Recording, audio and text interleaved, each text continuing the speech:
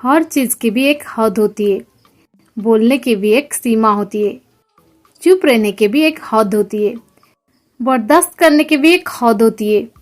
Guys, इस प्रकार के सेंटेंसेस को हम हमारे डे टू डे लाइफ में बहुत यूज करते हैं। इस प्रकार के सेंटेंसेस को हम इंग्लिश में कैसे कहेंगे, इसके लिए कौन से स्ट्रक्चर की यूज करेंगे, आज के इस वीडियो में हम सीखने वाले हैं। आपने नोटिस किए होंगे इन सभी सेंटेंसेस में एक चीज कॉमन है, वो है हद होना।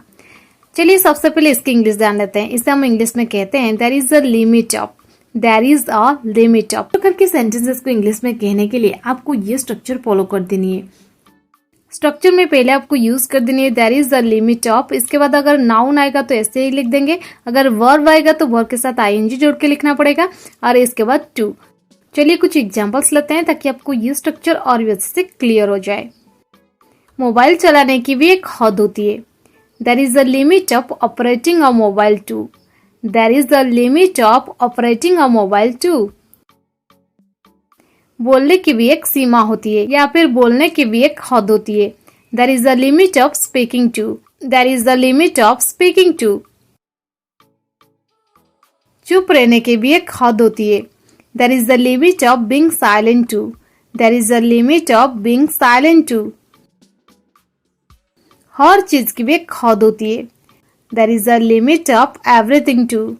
There is the limit of everything too. झूठ बोलने की भी एक हद होती है। There is the limit of lying too. There is the limit of lying too, और you can say there is the limit of telling a lie too. There is the limit of telling a lie too.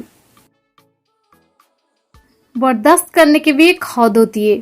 There is the limit of tolerating too. There is the limit of tolerating to.